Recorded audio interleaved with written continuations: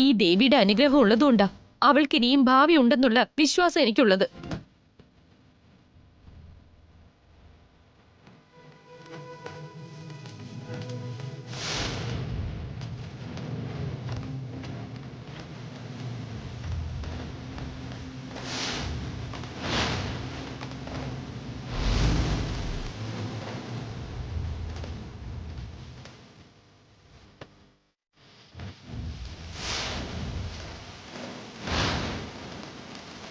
നമ്മളെ സൃഷ്ടിച്ച ദൈവമില്ലായിരുന്നെങ്കിൽ ചോദ്യം ചെയ്യാൻ മനുഷ്യരും ഉണ്ടാവില്ലായിരുന്നു.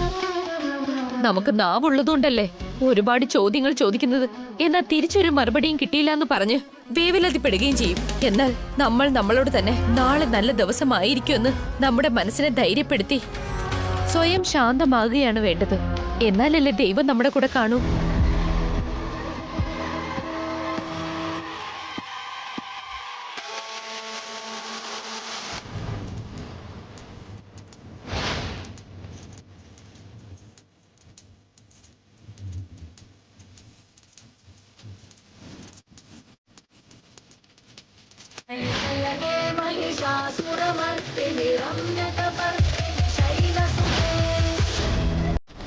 നിങ്ങൾ എടുത്തു ചാടി തെറ്റായി എന്തെങ്കിലും പ്രവൃത്തി ചെയ്തു കഴിഞ്ഞാ ജയിലിൽ പോവേണ്ടി വരും.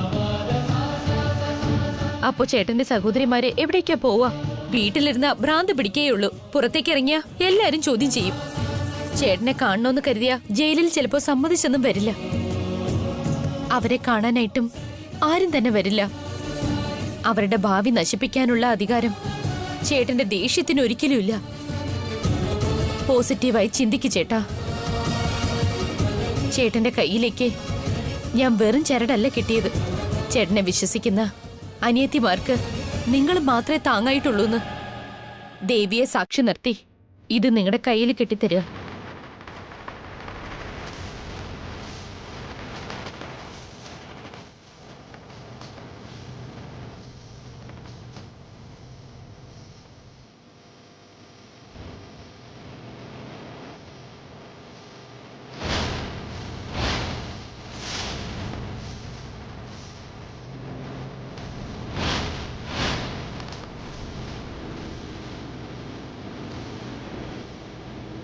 ഈ ഇരിക്കുന്ന ദേവിയുടെ അനുഗ്രഹം കൊണ്ട് ആരുടെയും ജീവൻ നഷ്ടപ്പെട്ടില്ലെന്ന് നീ പറഞ്ഞല്ലോ. അതൊക്കെ ഞാൻ സമ്മതിക്കാം. പക്ഷേ നമിതയെ കൊന്നു തള്ളിയ ആ ദുഷ്ടമൃഗത്തിനെ, എൻ്റെ സഹോദരിയുടെ ജീവിതം വഴിയാധാരമാക്കിയ ആ നെറികെട്ടവനെ ഈ ദേവി എന്താ ശിക്ഷിക്കില്ലേ?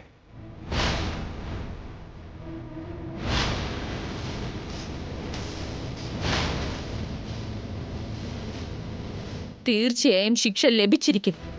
വിശ്വസിക്കുന്നവരെ ദേവി ഒരിക്കലും കൈവിടില്ല. കുറ്റം ചെയ്യുന്നവർക്ക് ശിക്ഷ ലഭിക്കാൻ വേണ്ടിയിട്ടാ നീതി ന്യായമൊക്കെ ദൈവം സൃഷ്ടിച്ചിരിക്കുന്നത്. നിയമം ഉണ്ടെന്നുള്ളത് ചേട്ടൻ മറന്നു പോകരുത്. അതാർക്കും കൈക്കലാക്കാൻ പറ്റാത്തൊരു കാര്യ. ആ നിയമത്തെ ലംഘിച്ചാൽ തീർച്ചയായും ശിക്ഷ ലഭിക്കുക തന്നെ ചെയ്യും. ഇത്രയും അന്യായങ്ങൾ ചെയ്ത ആ ദേവരാജൻ ശിക്ഷയിൽ നിന്ന് രക്ഷപ്പെടാനായിട്ട് ഒരു സാധ്യതയില്ല. ഇപ്പൊ തന്നെ അത് അവസാനിപ്പിക്കാം. വാ ചേട്ടാ.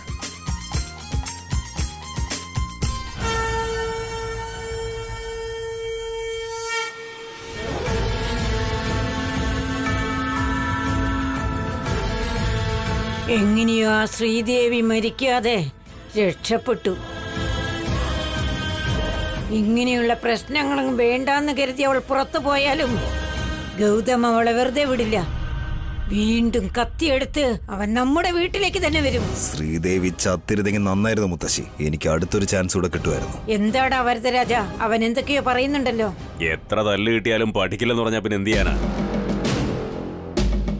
ഇവൻ ഇങ്ങനെയൊക്കെ സംസാരിക്കും. അമ്മ അത് കാര്യമാക്കണ്ട. ശ്രീദേവി രക്ഷപ്പെട്ടു എന്ന് കരുതി നിങ്ങളൊന്നും സന്തോഷിക്കണ്ട. കാരണം ഗൗതം ഇങ്ങോട്ട് വന്നോണ്ടിരിക്കുക.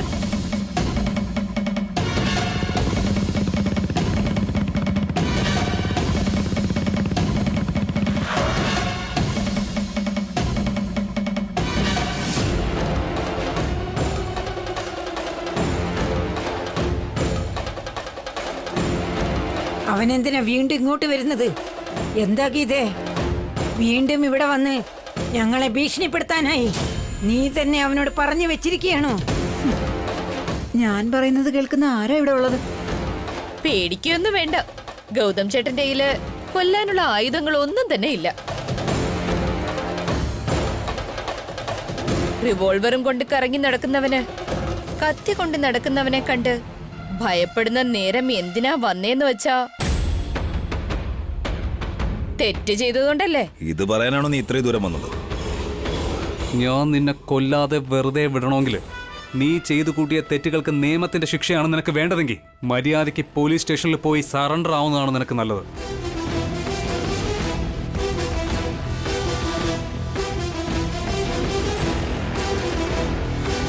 എന്റെ മകൻ ജയിലിൽ അടയ്ക്കപ്പെട്ടു കഴിഞ്ഞാൽ നിങ്ങൾക്ക് സന്തോഷമാവുമല്ലേ? ഞങ്ങൾ സന്തോഷത്തോടെ ഇരിക്കുന്നത് ഇഷ്ടമില്ലാത്ത ഇവനാണ് ഞങ്ങളെ ഈ അവസ്ഥയിലോട്ടാക്കി മാറ്റിയത്. നമിതയുടെ മരണത്തിന് കാരണം ഇവനാണെന്ന് സമ്മതിച്ചാൽ മാത്രമേ ബാക്കിയുള്ള കാര്യങ്ങൾ ഇവിടെ അവസാനിപ്പിച്ച് ഞാൻ പോവൂ. ഇതിൽ നിർബന്ധിച്ച് സമ്മതിപ്പിക്കാനായിട്ടൊന്നുമില്ല ചാ. അവള് മരിച്ചത് ചേട്ടൻ കാരണമല്ലേ? ഞാനാണ് കൊന്നതെന്നുള്ള എന്തെങ്കിലും എവിഡൻസ് ഉണ്ടോ? ഗുണ്ടകളെ ഏർപ്പാടാക്കി നമിതയെ മണ്ഡപത്തിൽ നിന്നും കിഡ്നാപ്പ് ചെയ്യിച്ചതും തെറ്റ് തന്നെയാ. ഒരു പോലീസായി നിനക്ക് അത് പ്രത്യേകിച്ച് പറയേണ്ട ആവശ്യമില്ലെന്നാ എനിക്ക് തോന്നുന്നത്.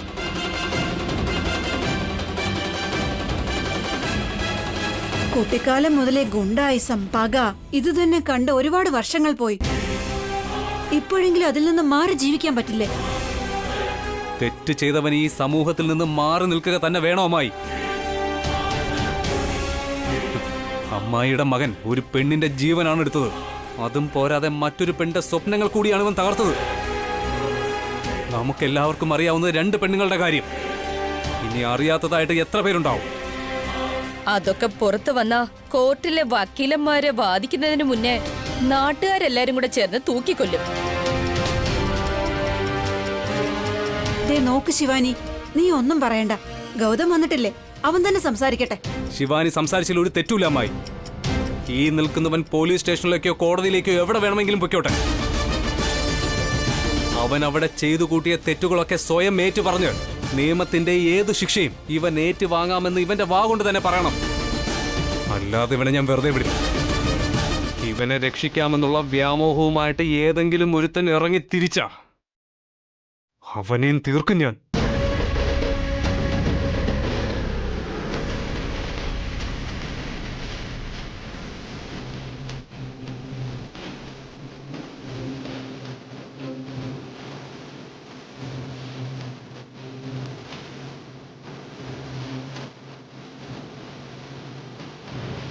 ആലോചിക്കാനായിട്ട് ഒരുപാട് സമയം അങ്ങ് എടുക്കരുതേ.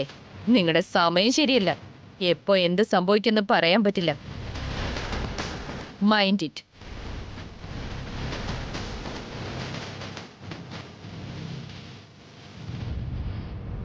ഇപ്പൊ സറണ്ടറായ ഒരു 5 വർഷത്തെ ജയിൽ ശിക്ഷ കിട്ടും. ഇല്ലെന്നുണ്ടെങ്കിൽ ഗൗതമേട്ടൻ ദേവേട്ടന്റെ ഫോട്ടോ ചുമരിൽ തൂക്കി അതിൽ മാല അണിയിക്കും.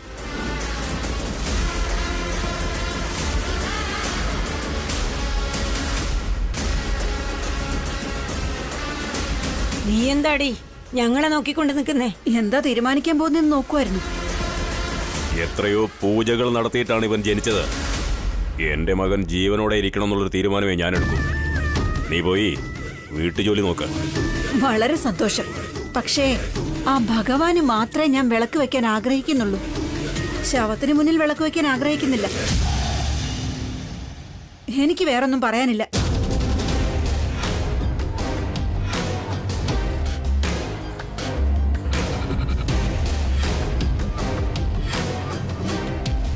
ഗൗതവും ശിവാനിയും വന്ന് ഭയപ്പെടുത്തിയപ്പോ ഇവൾക്ക് അഹങ്കാരം കൂടി.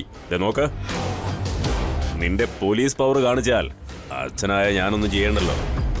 വേണ്ട അച്ഛാ, നടന്ന കാര്യങ്ങളെല്ലാം പോലീസ് സ്റ്റേഷനിൽ അറിഞ്ഞു കഴിഞ്ഞാൽ എന്റെ ജോലി പോകുക മാത്രമല്ല, ചിലപ്പോൾ എനിക്ക് തൂക്കുകാരെ വരെ വിധിച്ചെന്ന് വരും. അങ്ങനെയാണെങ്കിൽ ആ ഗൗതമിനെ എങ്ങനെയാണ് തടയാൻ നോക്കുക? മുത്തശ്ശി പേടിക്കാതിരിക്കുക.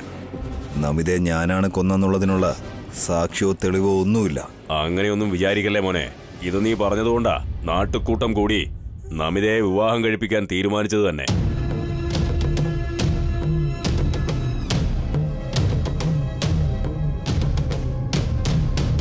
നാട്ടുകൂട്ടെന്ന് പറയുമ്പോഴൊരു ഒരു കാര്യം ഓർമ്മ വരുന്നത്, എടാ ദേവാ, എനിക്കൊരു ഉപായം തോന്നുന്നുണ്ട്. തെറ്റ് ചെയ്തെന്ന് പറഞ്ഞ് നമ്മുടെ മകൻ നാട്ടുകൂട്ടം കൂട്ടിയാൽ ഗൗതമിനെ സമ്മതിപ്പിച്ച് താലി കെട്ടിയത് ശ്രീദേവിയാണെന്ന് നാട്ടുകൂട്ടത്തിൽ ഇവൻ പറഞ്ഞാൽ അവിടെയുള്ള പ്രമുഖരെല്ലാവരും ഇവൻ അനുകൂലമായി സംസാരിക്കാൻ സാധ്യതയുണ്ട്. ഗൗതമിനെയും ശിവാനിയെയും കുടുംബം നടത്താൻ സഹായിച്ചത് അങ്ങനെയല്ലേ? അപ്പോ ശ്രീദേവി? നീ എന്തിനാണ് അവളെ പറ്റി ഇനിയും ചിന്തിക്കുന്നത്? വിട്ടേക്ക്. ശ്രീദേവി ഈ വീട്ടിലേക്ക് വന്നാൽ നീ ചെയ്യുന്ന ഓരോ ദ്രോഹത്തിനും അവൾക്ക് ഇവിടുന്ന് ഓടിപ്പോകേണ്ടി വരും. ഇനി ഒരുപക്ഷെ പോയില്ലെങ്കിൽ നമ്മൾ തന്നെ അവളുടെ ജീവൻ എടുത്തിട്ട് ആരുടെയെങ്കിലും കൂടെ ഓടിപ്പോയെന്ന് നാട്ടിൽ പറഞ്ഞു വരുത്തണം. സഭാഷ് ദേവരാജ, പദ്ധതി നന്നായിട്ടുണ്ട്. ശരി അച്ഛാ, വേഗം നമുക്ക് ഈ പ്ലാൻ നടത്തണം.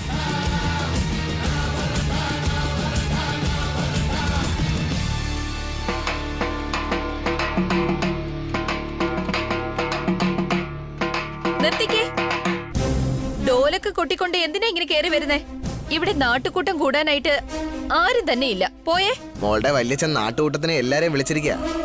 ഗൗതമിനെ അവന്റെ സഹോദരിമാരെയും വിളിച്ചോണ്ട് വരാൻ പറഞ്ഞിരിക്കുക.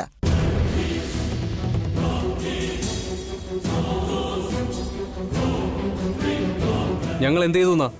നീതി കിട്ടാൻ വേണ്ടി നാട്ടിലെ മുതിർന്നവരെല്ലാം നാട്ടുകൂട്ടത്തിനെ വിളിക്കുമ്പോ പോകാതിരിക്കാൻ പറ്റില്ല ഗൗതം. അന്യായം നടന്നത് ഞങ്ങൾക്കാ. അവർക്ക് എങ്ങനെ ന്യായം കിട്ടും? ആര് കൊടുക്കും? നമ്മൾ ഇവിടെ നിന്ന് സംസാരിച്ചിട്ട് ഒരു കാര്യമില്ല ലക്ഷ്മി. അവിടെ പോയാൽ മാത്രമേ എന്താണെന്നറിയാൻ പറ്റൂ. ഞങ്ങൾ എന്തിന് നാട്ടുകൂട്ടത്തിന്റെ മുമ്പിൽ വരണം? തെറ്റുകൾ ചെയ്തു കൂട്ടിയത് വരദരാജന്റെ മകന്. എന്റെ ശിക്ഷയിൽ നിന്ന് ഒഴിവാകാൻ വേണ്ടി നാട്ടുകൂട്ടം ശിക്ഷ കൊടുക്കുന്നുണ്ടെങ്കിൽ അത് അവരുടെ കാര്യം മാത്രമാ. നിങ്ങൾ ചെല്ല്. ഗൗതം, ഈ വിഷയത്തിൽ ഒരു തീർപ്പ് പറയേണ്ടത് ഞാനല്ല. നിങ്ങളോട് ഈ കാര്യം പറയാൻ പറഞ്ഞു, ഞാനത് പറഞ്ഞു. ഇനി ഗ്രാമം മുഴുവനും എനിക്കിത് അറിയിക്കണം. നാട്ടുകാരോടെല്ലാം ഞാൻ പറയാൻ വന്ന കാര്യം എന്തെന്നാൽ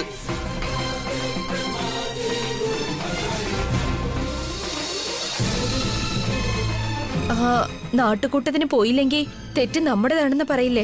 നാട്ടുകൂട്ടത്തിൽ പോവാൻ മാത്രം നമ്മൾ എല്ലാവരും കൂടെ എന്ത് തെറ്റാ ചെയ്തത് നീ പറ. അതേട്ടാ, പോവേണ്ട ആവശ്യമില്ല. എന്തെങ്കിലും ഉണ്ടെങ്കിൽ അവരിങ്ങോട്ട് വരട്ടെ. ലക്ഷ്മി, നല്ല കാര്യങ്ങൾ പറയുന്ന നീ തന്നെ ഇങ്ങനെ പറഞ്ഞാൽ എങ്ങനെയാ? നാട്ടുകൂട്ടത്തിന് പോയാലേ സത്യം എന്താണെന്ന് പുറത്തു വരുള്ളൂ. അവിടെ പോയ എന്ത് സത്യം പുറത്തു വരുമെന്നാ? ചതിയിലൂടെ ഞങ്ങളുടെ സഹോദരിയുടെ കഴുത്തിൽ താലി കിട്ടിയെന്ന് പറഞ്ഞ് ഞങ്ങൾ കരയുമ്പോ എല്ലാരും നോക്കി ചിരിക്കാൻ പോവാ. കഴിഞ്ഞതൊക്കെ കഴിഞ്ഞെന്ന് പറഞ്ഞ് എല്ലാരും ഒരുമിച്ച് ജീവിക്കണമെന്ന് പറഞ്ഞ് തീർപ്പുണ്ടാക്കും. അങ്ങനെ പറഞ്ഞു കഴിഞ്ഞാൽ അതും കേട്ട് നമ്മൾ ചുമ്മാതെ വരുമോ? ചുമ്മാ ഇരിക്കരുത്, ചോദ്യം ചെയ്യണം. അന്യായത്തെ നിങ്ങൾ എതിർക്കണം. എന്നാ ഒരു കാര്യം ഓർമ്മയിൽ വെച്ചോ, നമിതയെ ദ്രോഹിച്ച് ജീവൻ എടുത്തവൻ പോലീസ് സ്റ്റേഷനിൽ ചെന്ന് സമാധാനത്തോടെ അവന്റെ ജോലി ചെയ്തോണ്ടിരിക്കുക. ശ്രീദേവിയുടെ ഭാവിയെ ഒരു കാര്യമില്ലാതെ നശിപ്പിച്ചവൻ ഒന്നും നടക്കാത്ത പോലെ സന്തോഷമായിട്ട് ജീവിക്കുക. അങ്ങനെയുള്ള ആളുകൾക്ക് നിയമം എപ്പോഴാ ശിക്ഷ കൊടുക്കാൻ പോകുന്നതെന്ന് എനിക്കറിയില്ല. എന്നാൽ നാട്ടുകൂട്ടത്തിൽ വരുമ്പോ നാട്ടുകാരുടെ മുമ്പിൽ ശിക്ഷ കിട്ടുന്ന രീതിയിൽ എന്തെങ്കിലും ചെയ്യണം. നമുക്ക് നല്ലൊരു അവസരം കിട്ടിയിരിക്കുന്നത്. ഇത് വിട്ടുകളയാൻ പാടില്ല. ഞാൻ പറയുന്ന കേക്ക്. ഇതുവരെയും നമ്മൾ ഒരു തെറ്റും ചെയ്തിട്ടില്ല. പക്ഷേ തെറ്റ് ചെയ്തവൻ ഒരിക്കലും രക്ഷപ്പെടാൻ പാടില്ല. ഞാൻ പറയുന്നതിൽ എന്തെങ്കിലും തെറ്റുണ്ടെങ്കിൽ ഇനിയൊരു വാക്ക് പോലും ഞാൻ മിണ്ടില്ല.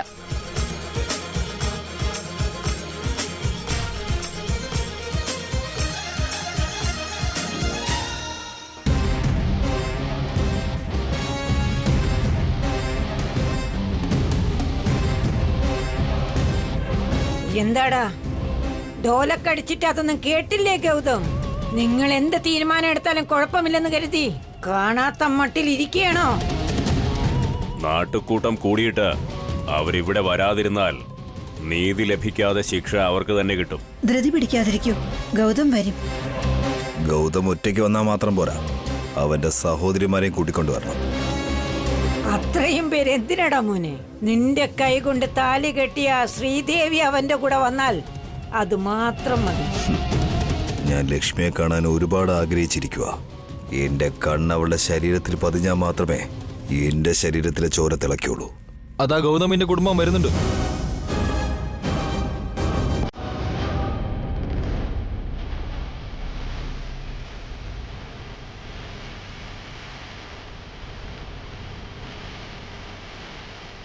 വഴക്ക് കൂടാൻ വരുന്നത് പോലെ ആ വരവ് കണ്ടില്ലേ?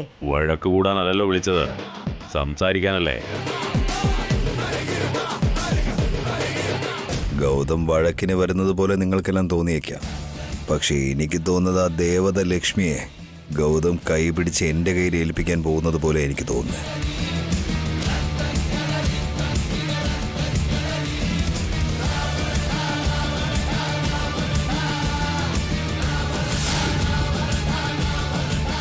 നിങ്ങൾ എന്തിനാ നാട്ടുകൂട്ടത്തിൽ വന്നത് വല്യമ്മേ? ശ്രീദേവിയെ കൊണ്ടുപോകാൻ വേണ്ടി വന്നതാ.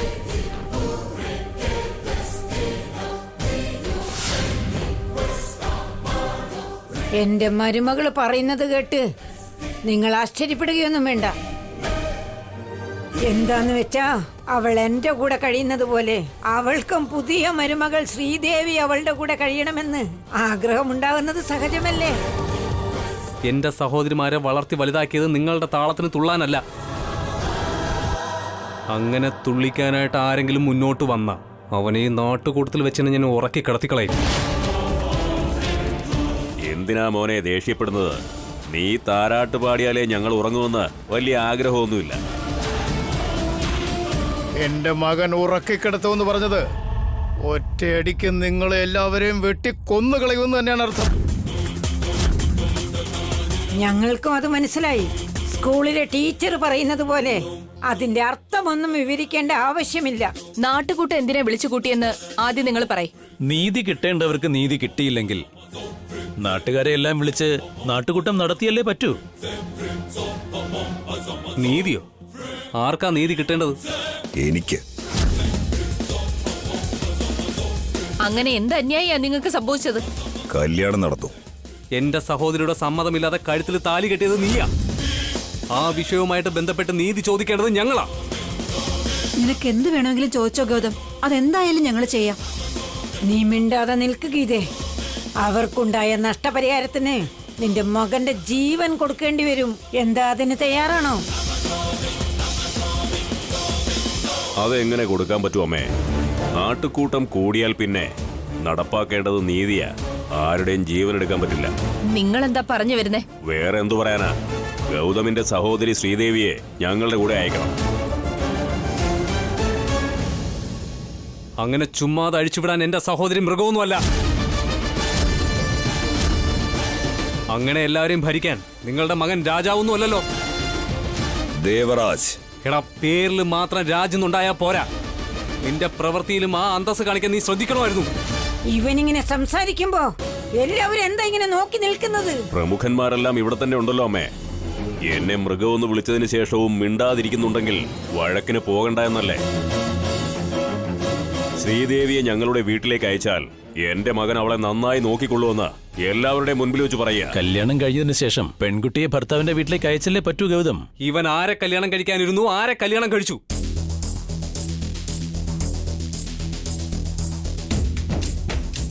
നമിതയല്ലേ നിങ്ങൾ കല്യാണം കഴിക്കേണ്ടിയിരുന്നത്? പക്ഷെ ഫംഗ്ഷൻ ഹാളിൽ ഓരോ പ്ലാൻ ചെയ്ത് ഇവൻ ആഗ്രഹിച്ച ലക്ഷ്മിയുടെ കഴുത്തില് താലി കെട്ടണമെന്ന് വിചാരിച്ച അത് തെറ്റി. ആ പുകയിൽ വെച്ച് കണ്ണ് കാണാൻ പറ്റാതായിട്ട് ശ്രീദേവിയുടെ കഴുത്തില് താലി കെട്ടി. ഇതിലെവിടെയാ ന്യായം? സംഭവിക്കാനുള്ളത് സംഭവിച്ചു കഴിഞ്ഞു. അതിന് ഞാൻ നിങ്ങളോട് എല്ലാവരോടും മാപ്പ് ചോദിക്കുക. ഇനി അതിന് ഏത്താണെങ്കിൽ ഞാൻ അതിനും തയ്യാറാണ്. എൻ്റെ സഹോദരി ശിവാനി പറഞ്ഞത് ശരിയാ. ഞാൻ ലക്ഷ്മിയെ വിവാഹം കഴിക്കാനാണ് ആഗ്രഹിച്ചത്.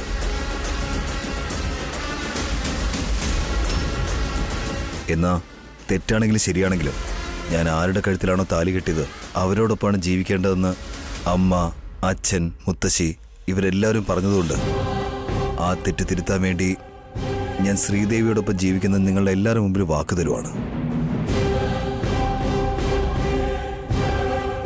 ഇവിടെ എല്ലാവരുടെയും മുന്നിൽ നീ അഭിനയിക്കേണ്ട കാര്യമില്ല.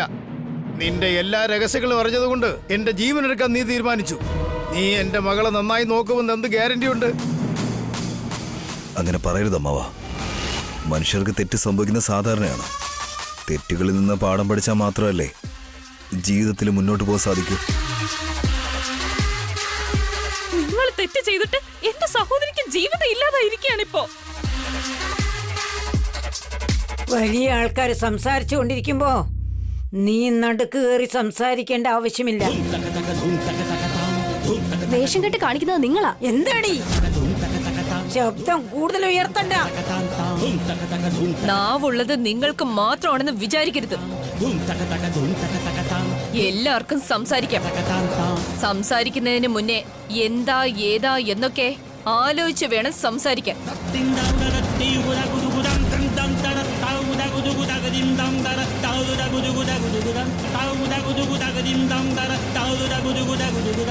പ്രമുഖരെല്ലാം ഇവിടെ തന്നെ ഉണ്ടല്ലോ. ഞങ്ങൾ പറഞ്ഞത് ന്യായമാണോ അല്ലെന്ന് ഇവർ തന്നെ പറയട്ടെ.